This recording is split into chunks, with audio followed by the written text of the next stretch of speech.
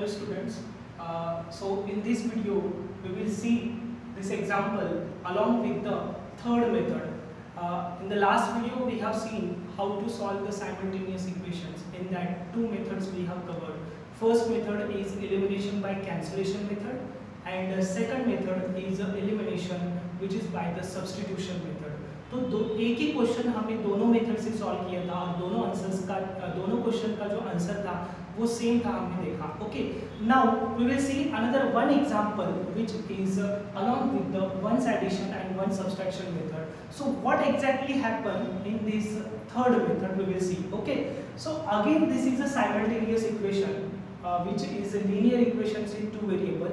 We have seen in last video why exactly equations are called linear equations in two variable. Okay, whenever the equation contain term having a variable power is 1, that equations are called linear equations in two variable. So these two are linear equations in two variable, and whether these two equations are simultaneous or not, we will see now. There is a one solution we will get which satisfies both the equations, and for that purpose we will find out the solution of these equations with the one addition and one subtraction. So first of all I will just 15x plus 17y is equal to 21. For this one is considered as equation 1. तो मैंने first equation इसको equation 1 दे दिया है. उसके बाद में second equation 17x plus 15y is equal to 11, इसको second equation remark किया है. ठीक है, तो इसके बाद में हमें क्या करना है? Why this it is called ones addition? It means that we have to add equation 1 plus equation 2. तो यहाँ पे हमें इक्वेशन 1 और इक्वेशन 2 को क्या करना है? ऐड करना है, एडिशन करनी है.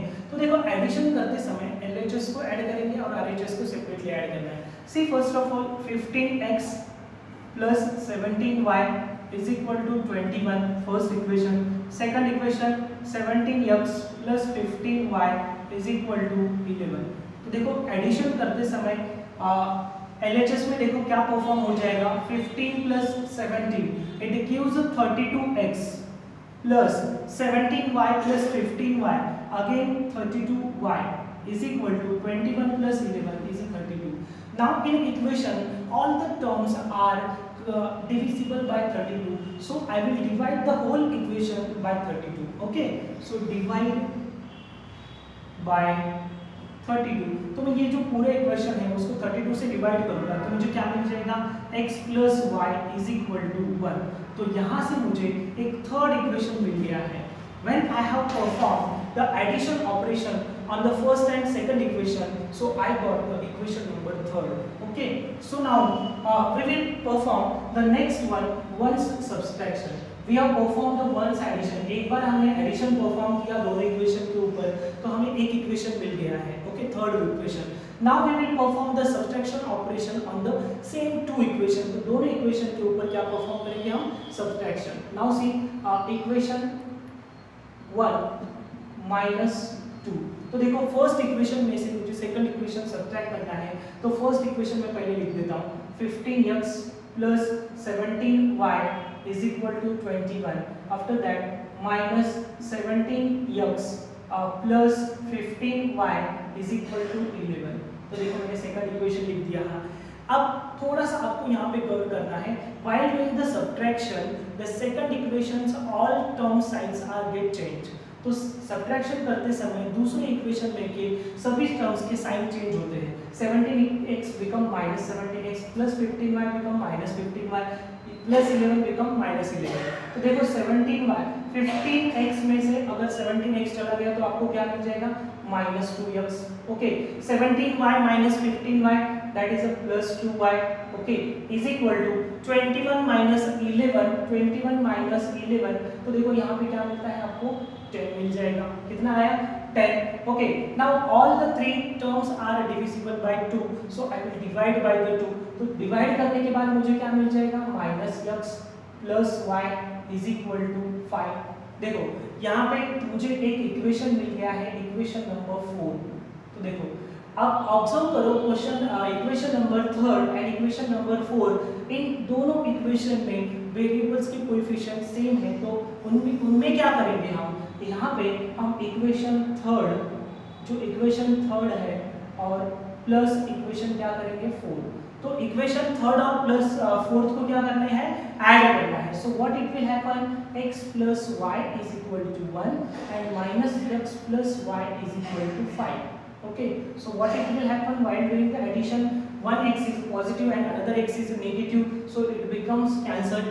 So y plus y is equal to 2y is equal to 1 plus 5 is equal to how much, 6 is there. Now 2 is in a multiplication, when it goes in a division, in RHS, so it goes in a division, so y is equal to, it gives 3. तो हमें y की value कितनी मिल गई है, 3 मिल गई है। ये जो y की वैल्यू है हम किसी भी इक्वेशन में पुट अप कर सकते हैं। सो सपोज हमने थर्ड इक्वेशन में पुट अप किया y is equal to 3, so what it will give, x is equal to 1 minus 3, so x is equal to minus 2 is there. So वो क्या देगा, x is equal to -2 हमें मिल जाएगा। इस तरह से जो x, y का जो है सॉल्यूशन हमें क्या मिल गया है यहाँ पे, -2, 3। सो इस तरह से once addition and one subtraction perform करके हम किसी भी इक्वेशंस के सॉल्यूशन फाइंड आउट कर सकते हैं। So this is one of the solution x, y is equal to -2, 3, so which satisfies both the equation। तो इस तरह से हम जो साइमल्टेनियस इक्वेशंस है, लीनियर इक्वेशंस इन टू वेरिएबल, उनको इस सॉल्यूशन, इस तरह से मेथड यूज करके सॉल्व कर सकते हैं। इसके बाद में और एक मेथड जो है ग्राफिकल मेथड, जो अपने 9th क्लास में उसका थोड़ा सा इंट्रोडक्शन दिया था। सो उस मेथड से एग्जैक्टली साइमल्टेनियस इक्वेशंस इन टू वेरिएबल किस तरह से सॉल्व किए जाते हैं। सो in today's videos we will see the graphical method to solve the simultaneous equation। तो अभी तक हमने 3 मेथड्स के बारे में देखा है कि साइमल्टेनियस इक्वेशंस को सॉल्व करने के लिए elimination by cancellation, elimination by substitution, once addition, one subtraction. So now we will see the fourth method which is graphical method. कौन सी मेथड है, ग्राफिकल मेथड। तो इस मेथड से किस तरह से हम किसी इक्वेशंस को, साइमल्टेनियस इक्वेशन को सॉल्व कर सकते हैं। तो जब ग्राफिकल मेथड से साइमल्टेनियस इक्वेशंस को सॉल्व करना पड़ता है तो हमें सबसे पहले पता होना चाहिए कि how to draw the graph of a one of the equation. तो सबसे पहले उसका बैकग्राउंड पता होना चाहिए कि इक्वेशन, साइमल्टेनियस इक्वेशन अगर सॉल्व करने हैं तो एग्जैक्टली अगर ग्राफिकल मेथड एग्जैक्टली क्या होती है वो तो पता होनी चाहिए। So what exactly mean the graphical method or how to draw one of the equations graph on the graph paper। तो एक आध इक्वेशन का जो ग्राफ है वो किस तरह से हम ड्रॉ कर सकते हैं वो सबसे पहले सीख लेंगे। सो मैंने एक इक्वेशन यहाँ पे लिखा है 2x minus y is equal to 4। तो इस इक्वेशन का जो ग्राफ है हम किस तरह से ड्रॉ करना है वो सबसे पहले सीख लेंगे। सो सी how to draw the graph of equation 2x minus y is equal to 4। तो इस इक्वेशन का ग्राफ सबसे पहले ड्रॉ करना है वो सबसे पहले देखेंगे। सो we have to follow one flow chart to draw the graph of equation। तो क्या होना चाहिए, सबसे पहले हमें क्या फाइंड आउट करना है, first of all we have to find 4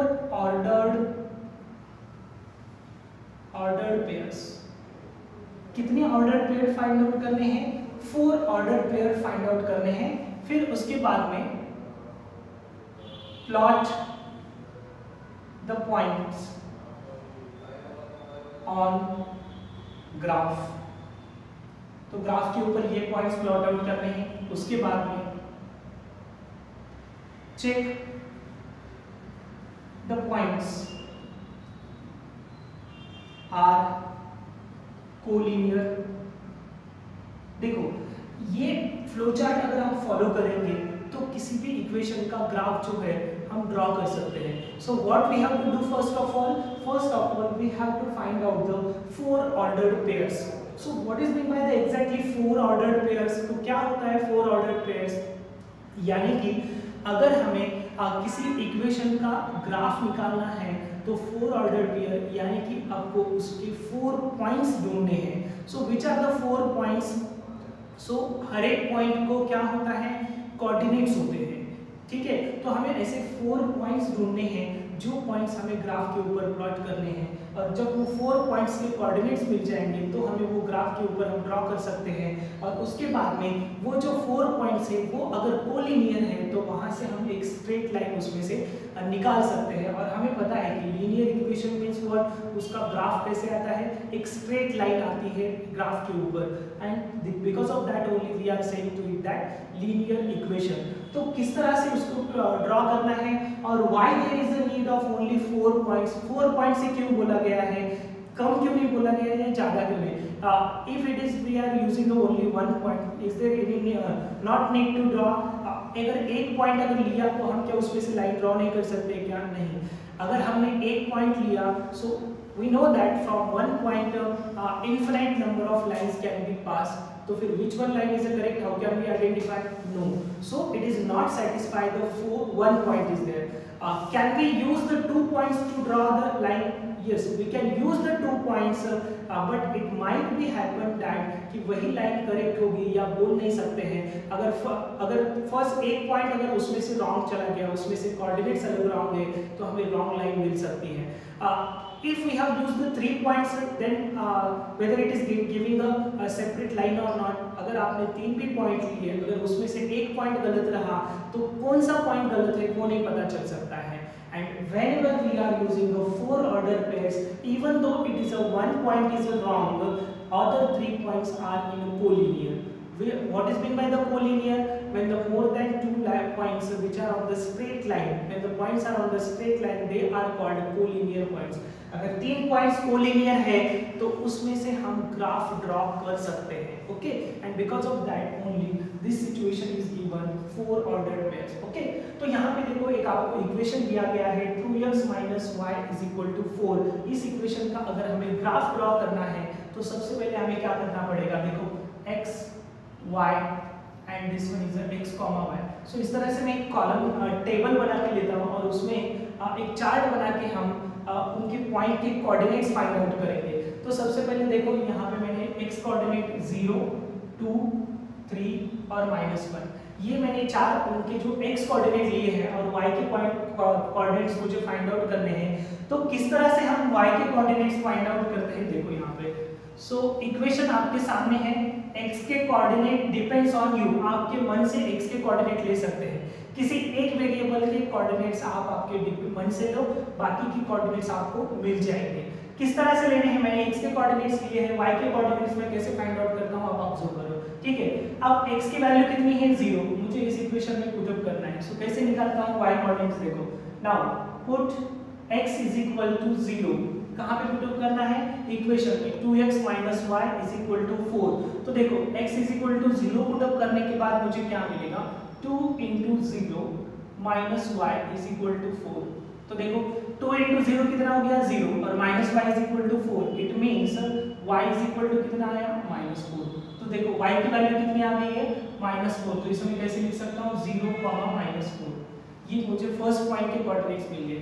now the second point, now x = I have to put the 2। तो x = 2 पुट अप करने के बाद क्या होगा, सो 2 × 2 - y = 4, ठीक है।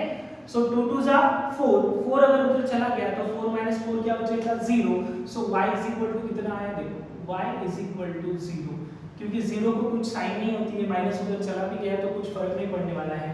सो यहाँ पे कितना मिल गया 0, तो 0, 2 ये उसके सेकंड पॉइंट के कोऑर्डिनेट हो गए। अब थर्ड पॉइंट में देखो x = क्या पुट अप करना है हमें 3।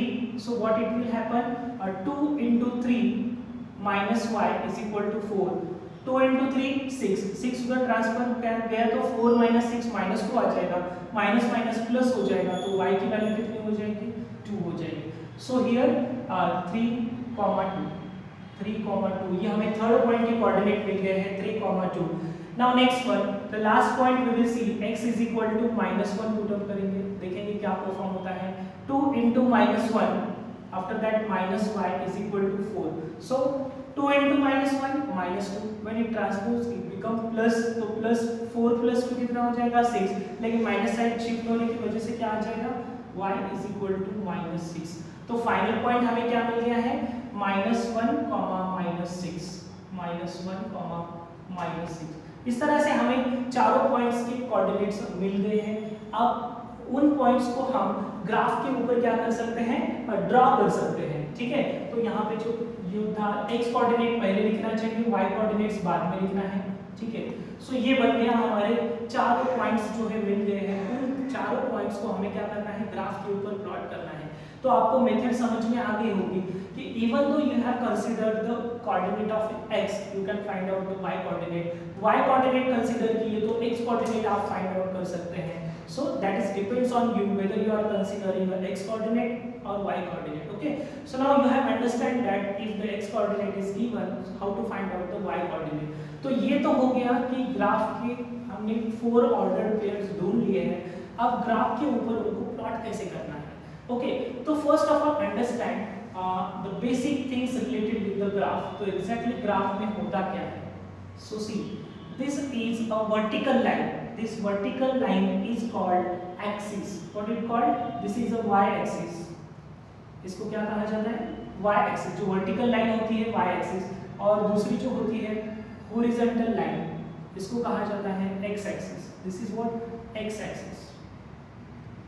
Okay, so horizontal is a x axis and vertical is a y axis. Sometimes इसको y और इसको y dash बोला जाता है।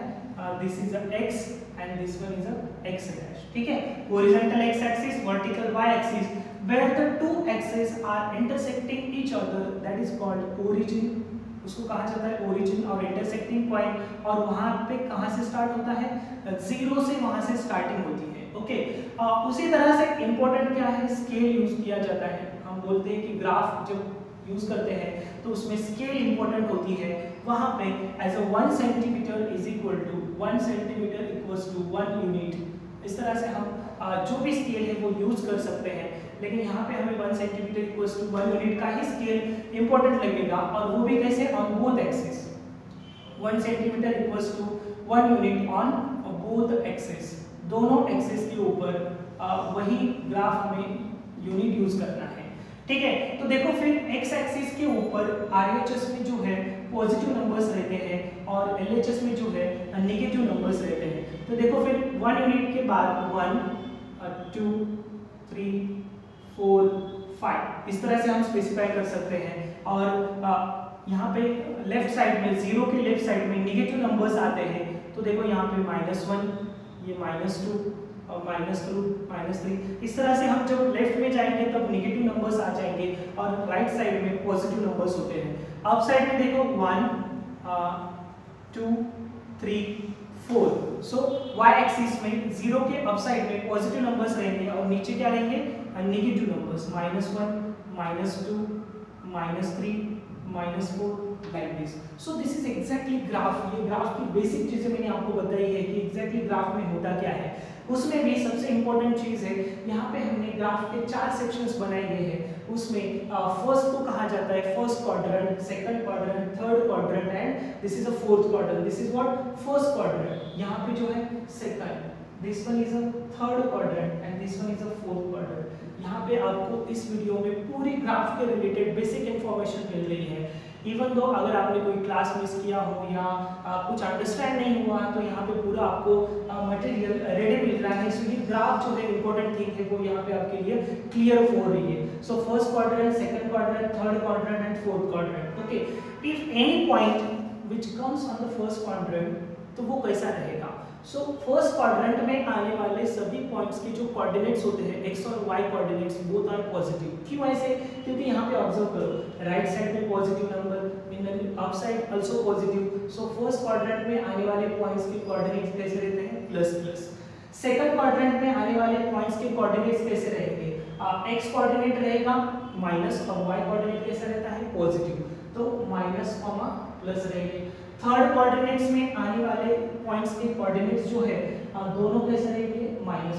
x कोऑर्डिनेट भी माइनस रहेगा और y कोऑर्डिनेट भी कैसा रहेगा, minus. What about the fourth quadrant, in the fourth quadrant whatever the points will come, that points having the x coordinate is positive and y coordinate is negative. ठीक है, तो ये plus minus ये important रहना चाहिए। आप देखो यहाँ पे जो हमने 4 ऑर्डर्ड पेयर्स फाइंड आउट किए हैं, उन 4 ऑर्डर्ड पेयर्स को यहाँ पे हम प्लॉट करने की कोशिश करेंगे। ठीक है। तो चलो देखते हैं कि एग्जैक्टली हमें कहाँ पे पॉइंट प्लॉट अप करना है। तो सबसे पहले देखो पहला पॉइंट जो दिया है 0,-4, यानी कि x कोऑर्डिनेट कितना है 0 है, x coordinate is 0 and y coordinate is -4। एक चीज याद रखो, whenever you are getting x coordinate 0 it means that that point lies on the y coordinate। So x coordinate 0 है तो y एक्सिस के ऊपर होगा, अगर y कोऑर्डिनेट 0 है तो वो पॉइंट x एक्सिस के ऊपर आ जाएगा। ये छोटी सी बात है। Sometimes you will get the questions on objective based. आपको ऑब्जेक्टिव क्वेश्चंस आता है when one of the point having x coordinate 0, so where it is lie, so x coordinate 0 है तो y के ऊपर रहेगा और y coordinate 0 है तो x के ऊपर रहेगा। तो देखो यहाँ पे इस पॉइंट का x coordinate 0 है, यानी कि वो पॉइंट कहाँ पे आ जाएगा y coordinate के ऊपर। देखो -4 कहाँ पे है यहाँ पे, so here one point came। okay, suppose I have given here label to them p q r s। तो यहाँ से आपको थोड़ा अच्छे से पता चल जाएगा कि p पॉइंट यहाँ पे कौन सा आ गया पॉइंट P है, ठीक है। उसके बाद में Q पॉइंट क्या है 2,0, कहाँ पे देखो 2, यहाँ पे 2 दिखाई दे रहा है। सो यहाँ पे y कोऑर्डिनेट 0 है तो इसलिए वो x एक्सिस के ऊपर पॉइंट आ गया, तो ये हो गया हमारा Q पॉइंट, ठीक है। उसके बाद में देखो थर्ड पॉइंट 3,2, कहाँ पे है देखो 3, x coordinate 3 and y coordinate 2, तो कहाँ पे आ जाएगा यहाँ पे। ये इस तरह से वो पॉइंट जो है यहाँ पे आ जाएगा, ठीक है। ये इस पॉइंट का नाम क्या है R है। Now the last point is left over S point, so कहाँ पे आ रहा है -1 and -6। तो -1 and -6 देखो कहाँ पे है, x coordinate is -1 and y coordinate is -6, तो नीचे चला जाएगा। सपोज यहाँ पे -5 है और नीचे -6 है, तो देखो ये -1 और यहाँ पे -6 आ गया। तो देखो ऑब्जर्व करने के बाद आपको पता चलता है कि ये जो चारों पॉइंट्स है एक ही लाइन के ऊपर आ रहे हैं। अगर आपने स्केल यूज करके इस लाइन को पूरी एक स्ट्रेट लाइन बनाने की कोशिश करो, देखो यहाँ पे पूरे चारों पॉइंट में से जाने वाली एक लाइन हम ड्रॉ करते हैं, तो देखो इस तरह से हमें क्या मिल रही है, एक स्ट्रेट लाइन मिल रही है। और इस लाइन का इक्वेशन क्या है 2x - y = 4।